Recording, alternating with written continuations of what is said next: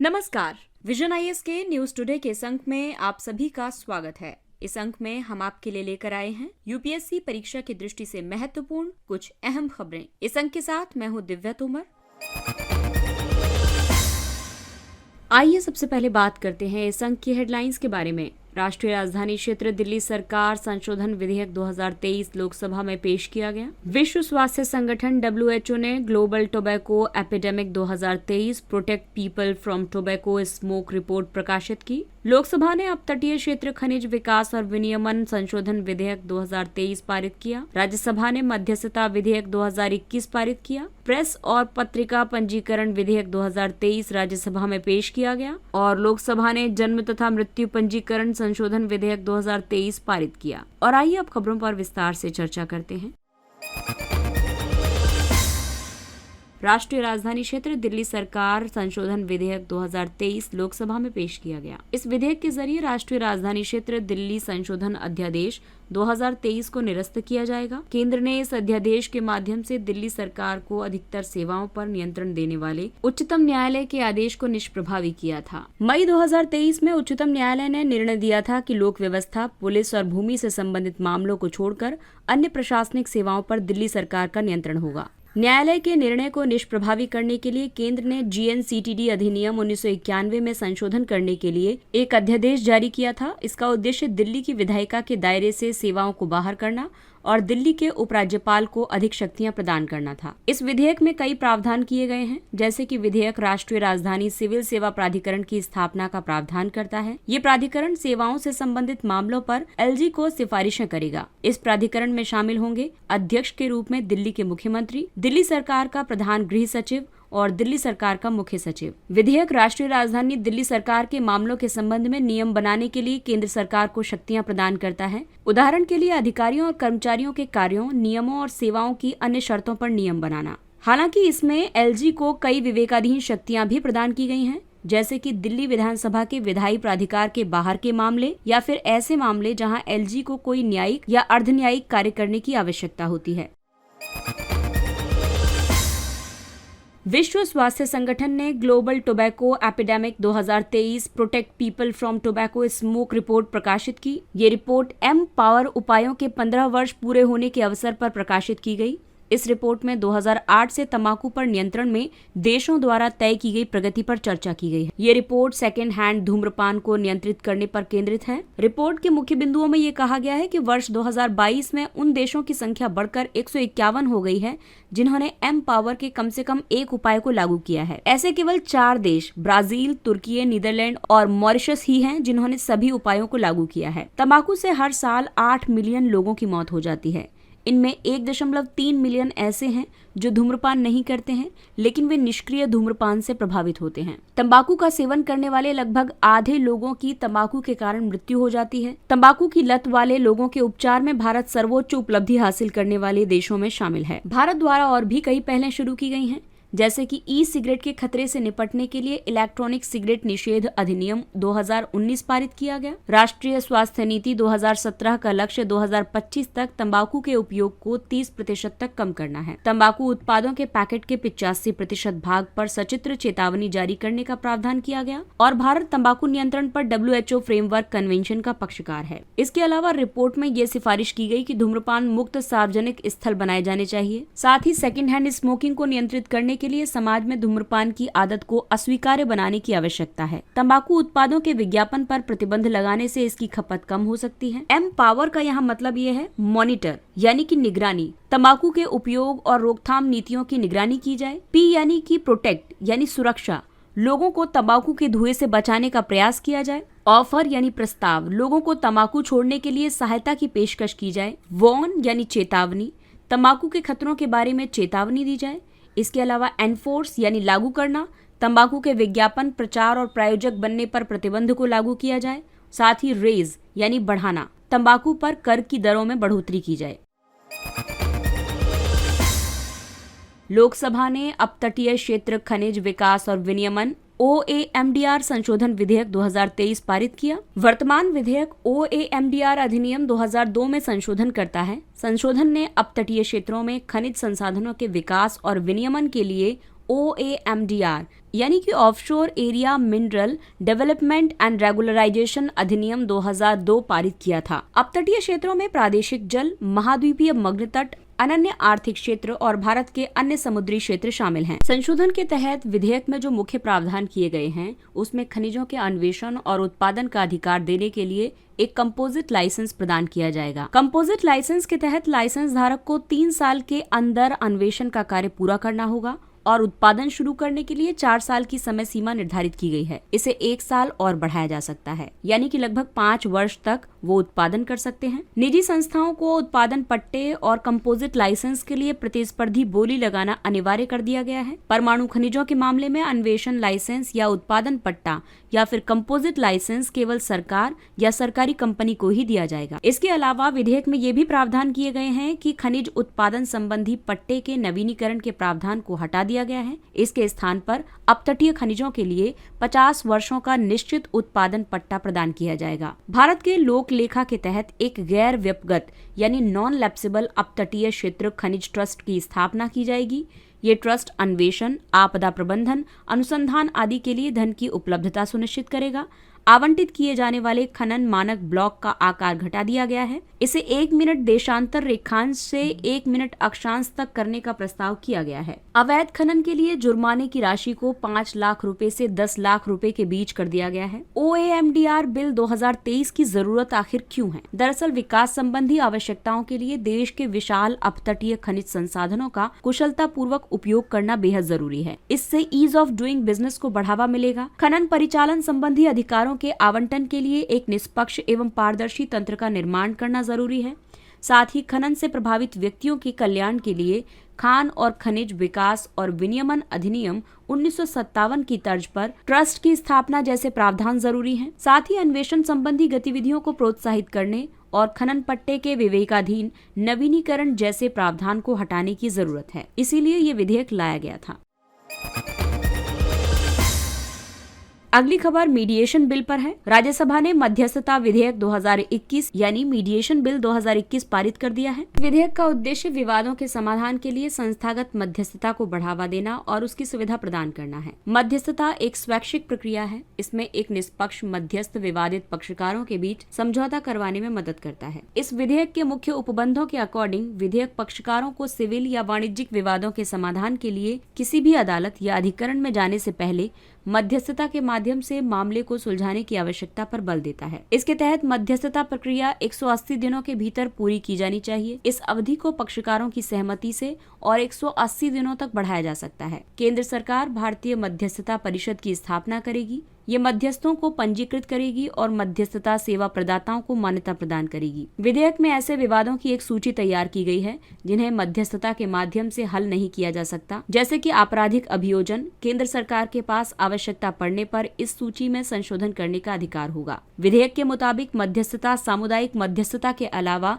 इसके जरिए किए गए समझौते अदालत के निर्णयों की तरह ही अंतिम बाध्यकारी और लागू करने योग्य होंगे। मध्यस्थों की नियुक्ति पक्षकारों द्वारा आपसी समझौते से या फिर मध्यस्थता सेवा प्रदाता यानी कि मध्यस्थता का संचालन करने वाली संस्था द्वारा की जा सकती है। मध्यस्थता विधेयक का महत्व इसलिए भी है क्योंकि इससे अदालत से बाहर विवादों का समाधान करके अदालतों पर मुकदमे के बोझ को कम करने में मदद मिलेगी। ये घरेलू और अंतर्राष्ट्रीय मध्यस्थता निपटान समझौते को लागू करने में सहायक होगा। ये किफायती विवाद समाधान प्रक्रिया है। विधेयक से जुड़ी और भी कई चिंताएं हैं, जैसे कि इसमें कुछ अंतर्राष्ट्रीय मध्यस्थता वाले समाधान समझौतों को लागू करने के लिए प्रावधान शामिल नहीं किए गए हैं। विवादों की नकारात्मक सूची में संशोधन करने के लिए केंद्र सरकार को प्रत्यायोजित विधान की शक्ति सौंपी गई है। विधेयक में मध्यस्थों की योग्यता पर स्थिति स्पष्ट नहीं है।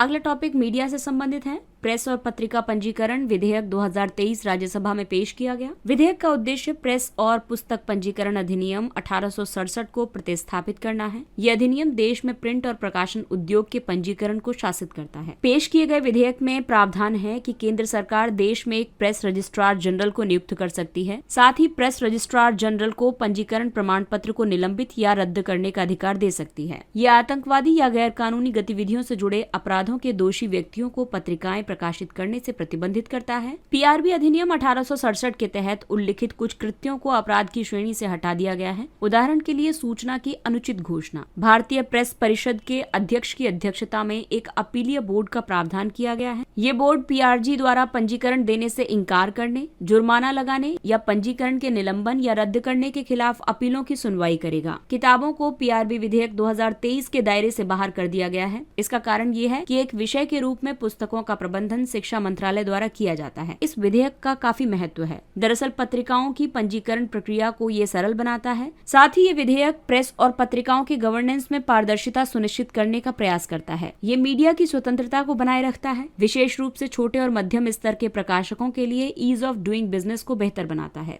पीआरबी अधिनियम 1867 की अगर हम बात करें तो इसे वाइसराय लॉर्ड जॉन लॉरेंस के कार्यकाल के दौरान पारित किया गया था। 1867 के अधिनियम ने सरकारों को प्रेस को नियंत्रित करने, पुस्तक प्रकाशन को विनियमित करने तथा वाक और अभिव्यक्ति की स्वतंत्रता पर अंकुश लगाने में मदद की थी।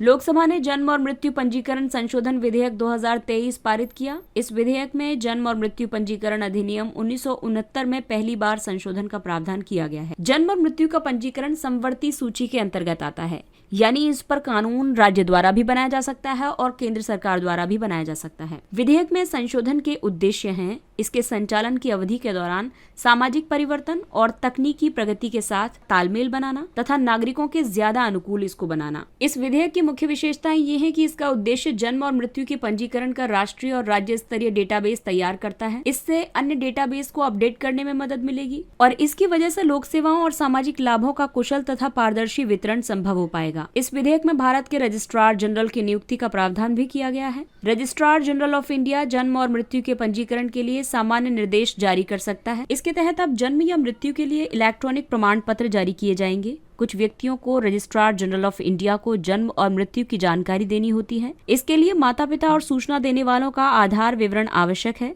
सूचना देने वाला किसी अस्पताल का प्रभारी चिकित्सा अधिकारी, होटल का प्रबंधक, जेलर आदि हो सकता है। सभी चिकित्सा संस्थानों के लिए रजिस्ट्रार को मृत्यु के कारण प्रमाण पत्र और निकटतम रिश्तेदार को उसकी एक प्रति प्रदान करना अनिवार्य किया गया है। रजिस्ट्रार या जिला रजिस्ट्रार द्वारा की गई किसी भी कार्रवाई या आदेश से असहमत कोई भी व्यक्ति जिला रजिस्ट्रार या मुख्य रजिस्ट्रार के पास अपील कर सकता है। और आइए अब बात करते हैं कुछ अन्य महत्वपूर्ण सुर्खियों की। रोहिणी आयोग ने अन्य पिछड़े वर्गों यानी ओबीसीज के उपवर्गीकरण पर अपनी रिपोर्ट सौंप दी है। सरकार ने 2017 में संविधान के अनुच्छेद 340 के तहत इस आयोग का गठन किया था। अनुच्छेद 340 राष्ट्रपति को सामाजिक और शैक्षणिक रूप से पिछड़े वर्गों की दशाओं की जांच के लिए आयोग नियुक्त करने का अधिकार देता है। रोहिणी आयोग का उद्देश्य ओबीसीज की केंद्रीय सूची के संदर्भ में जातियों या समुदायों के बीच आरक्षण के लाभ की असमान वितरण की सीमा की जांच करना है। आपको बता दें कि ओबीसीज को वर्तमान में केंद्र सरकार के तहत नौकरियों और शिक्षा के क्षेत्र में 27% आरक्षण दिया जाता है। राष्ट्रीय अन्वेषण अभिकरण एनआईए ने लंदन में भारतीय उच्चायोग पर हमले में शामिल लोगों का पता लगाने के लिए अलग अलग स्थानों पर तलाशी ली। एनआईए का गठन 26/11 हमले के बाद एनआईए अधिनियम 2008 द्वारा किया गया था। ये एक संघीय आतंकवाद रोधी एजेंसी है। ये भारत के किसी भी हिस्से में आतंकवादी गतिविधि का स्वतः संज्ञान ले सकती है। एनआईए संशोधन अधिनियम 2019 ने एनआईए को अंतर्राष्ट्रीय संधियों और अन्य देशों के घरेलू कानूनों के अधीन रहते हुए भारत के बाहर किए गए अनुसूचित अपराधों की जांच करने का अधिकार दिया है। वर्ष 2019 के अधिनियमन ने केंद्र सरकार को एनआईए द्वारा जांचों के लिए सत्र न्यायालय को विशेष अदालत के रूप में नामित करने का अधिकार भी दिया है। अगला टॉपिक है न्याय बंधु कार्यक्रम। न्याय बंधु मोबाइल एप्लीकेशन विकसित किया गया है, साथ ही इसे उमंग प्लेटफॉर्म पर ऑनबोर्ड भी किया गया है। न्याय बंधु निःशुल्क कानूनी सेवा योजना है। ये उन व्यक्तियों या संगठनों को स्वैच्छिक कानूनी सलाह प्रदान करती है जो कानूनी सहायता वहन या प्राप्त करने में असमर्थ हैं। इसे कानून और न्याय मंत्रालय के न्याय विभाग द्वारा कार्यान्वित किया जा रहा है। विधिक सेवा प्राधिकरण अधिनियम 1987 के तहत अनुसूचित जाति, अनुसूचित जनजाति, महिलाओं, बच्चों, दिव्यांगों आदि सहित हाशिए पर रहने वाले और वंचित लोग कार्यक्रम के तहत निःशुल्क कानूनी सहायता प्राप्त कर सकते हैं। संविधान का अनुच्छेद 39A राज्य के लिए जरूरतमंद लोगों को निःशुल्क कानूनी सहायता प्रदान करना अनिवार्य करता है। अगला टॉपिक है अकाउंट एग्रीगेटर्स। भारतीय प्रतिभूति और विनिमय बोर्ड ने अकाउंट एग्रीगेटर्स पर एक परामर्श पत्र जारी किया है। इसका उद्देश्य धोखाधड़ी, हेराफेरी आदि के मामलों में वित्तीय जानकारी के दुरुपयोग को रोकना और उपयोगकर्ताओं से जुड़े सुरक्षा उपायों में सुधार करना है। अकाउंट एग्रीगेटर्स भारतीय रिजर्व बैंक द्वारा विनियमित संस्थाएं हैं। इन्हें NBFC AA लाइसेंस प्रदान किया जाता है। इस प्रणाली में कोई व्यक्ति एक वित्तीय संस्थान में सुरक्षित एवं डिजिटल रूप से अपनी जानकारी तक पहुंच प्राप्त कर सकता है। साथ ही इस जानकारी को किसी अन्य विनियमित वित्तीय संस्थान के साथ साझा भी कर सकता है। डेटा को व्यक्ति की सहमति के बिना साझा नहीं किया जा सकता। अकाउंट एग्रीगेटर्स प्रणाली ऋण देने और धन प्रबंधन को बहुत तेज और सस्ता बना सकती है। अकाउंट एग्रीगेटर्स प्रणाली में पंजीकरण करना उपभोक्ताओं के लिए पूरी तरह से स्वैच्छिक है। प्रधानमंत्री स्ट्रीट वेंडर्स आत्मनिर्भर निधि यानी PM स्वनिधि, इस योजना को आवासन और शहरी कार्य मंत्रालय ने 2020 में शुरू किया था। ये एक सूक्ष्म ऋण योजना है। इसके तहत 10,000 रुपए का जमानत मुक्त कार्यशील पूंजी ऋण प्रदान किया जाता है। इसके बाद 20,000 रुपए और 50,000 रुपए के अनुवर्ती ऋण 7% ब्याज सब्सिडी के साथ प्रदान किए जाते हैं। ये योजना केवल उन राज्यों या केंद्र शासित प्रदेशों के लाभार्थियों के लिए उपलब्ध है जिन्होंने स्ट्रीट वेंडर्स आजीविका का संरक्षण और स्ट्रीट वेंडिंग का विनियमन अधिनियम 2014 के तहत नियमों और योजनाओं को अधिसूचित किया है। ये योजना कैशबैक सुविधा के माध्यम से वेंडर्स द्वारा डिजिटल लेन देन को प्रोत्साहित करती है। हाल ही में इस योजना के तहत ऋण प्रदान करने की अवधि को दिसंबर 2024 तक बढ़ा दिया गया है। गुणवत्ता नियंत्रण आदेश। उद्योग संवर्धन और आंतरिक व्यापार विभाग ने स्मार्ट मीटर तथा वेल्डिंग रॉड और इलेक्ट्रोड के लिए क्वालिटी कंट्रोल ऑर्डर को अधिसूचित किया है। क्वालिटी कंट्रोल ऑर्डर संबंधित उत्पादों पर लागू भारतीय मानकों का अनुपालन सुनिश्चित करने के लिए एक अनिवार्य प्रमाणन योजना है। इसे केंद्र सरकार द्वारा जनहित, मानव, पशु या पादप स्वास्थ्य की सुरक्षा, राष्ट्रीय सुरक्षा जैसे मुद्दों को ध्यान में रखते हुए जारी किया जाता है। इसे भारतीय मानक ब्यूरो अधिनियम 2016 के तहत जारी किया जाता है। क्वालिटी कंट्रोल ऑर्डर के लाभ ये हैं कि ये उपभोक्ताओं की सुरक्षा सुनिश्चित करता है। ये विनिर्माण गुणवत्ता मानकों में सुधार करता है। भारत में गुणवत्ता संबंधी इकोसिस्टम के विकास में सहायता कर सकता है। इसके तहत सुर्खियों में रही शब्दावलियां हैं पैलियोप्रॉक्सीज। पैलियोप्रॉक्सीज ऐसे अप्रत्यक्ष साक्ष्य या संकेतक होते हैं जिनका उपयोग वैज्ञानिक पिछली पर्यावरणीय दशाओं जैसे कि जलवायु, वनस्पति या महासागर की दशाओं के पुनर्निर्माण के लिए करते हैं। इनसे केवल बड़े पैमाने या मौसमी कालक्रम पैमाने पर पिछले युग के तापमान विसंगति के अनुमान प्राप्त हो सकते हैं। उदाहरण के लिए वृक्ष के वलय, बर्फ के कोर, तलछट की परतें, जीवाश्म पराग और कोरल से संबंधित डेटा आदि। अगला टॉपिक है वेस्टर्न ट्रैगोपैन। ट्रैगोपैन मेलानोसेफालस, ये हिमाचल प्रदेश का राजकीय पक्षी है। IUCN में इसकी स्थिति वल्नरेबल की है और ये साइट्स के परिशिष्ट 1 में शामिल है। ये उत्तर पश्चिमी हिमालय, जम्मू कश्मीर और हिमाचल प्रदेश से होते हुए उत्तरी पाकिस्तान की एक संकीर्ण सीमा से लेकर गढ़वाल के पश्चिमी भाग तक स्थानीय रूप से पाया जाता है। प्रजनन काल के दौरान ये पक्षी समशीतोष्ण शंकुधारी एवं पर्णपाती वनों में निवास करता है। ये पक्षी सामान्य तौर पर पत्तियों, प्ररोह यानी शूट्स और बीजों को खाता है, लेकिन ये कीड़े और अन्य अकशेरुकी जीवों का भी भक्षण करती है। इसे निर्वाह कृषि के कारण होने वाले अधिवास के ह्रास तथा विखंडन से खतरा है। अगला टॉपिक है ग्रेट बैरियर रीफ। यूनेस्को की एक विरासत समिति ने सिफारिश की है कि ग्रेट बैरियर रीफ को विश्व धरोहर स्थलों की खतरे में विरासत सूची में नहीं रखा जाना चाहिए। हालांकि विशेषज्ञों ने चेतावनी दी है कि विश्व की सबसे बड़ी प्रवाल भित्ति पारिस्थितिकी तंत्र में प्रदूषण और महासागरों के गर्म होने से गंभीर खतरे में है। ग्रेट बैरियर रीफ ऑस्ट्रेलिया के उत्तर पूर्वी तट के साथ 2300 किलोमीटर से अधिक बड़े क्षेत्र में फैली हुई है। ये स्थान 9000 से ज्यादा ज्ञात प्रजातियों का अधिवास है। यह स्थान महासागरीय जीवों की 1/4 प्रजातियों का पर्यावास स्थल है। इसके अलावा ग्रेट बैरियर रीफ स्वच्छ वायु उत्पन्न करते हैं और समुद्र तटों को कटाव, बाढ़ और तूफान से बचाते हैं। इसे 1981 में यूनेस्को विश्व धरोहर स्थल घोषित किया गया था। इसके साथ ही ये अंक समाप्त होता है। अगले अंक में फिर मुलाकात होगी कुछ अन्य महत्वपूर्ण खबरों के साथ। तब तक अपने लक्ष्य के लिए तत्पर रहिए और अगर आपको हमारा कंटेंट अच्छा लगता है तो इसे लाइक, सब्सक्राइब और शेयर जरूर करें। और अब हमें यानी विजन IAS की पूरी टीम को दीजिए इजाजत। नमस्कार।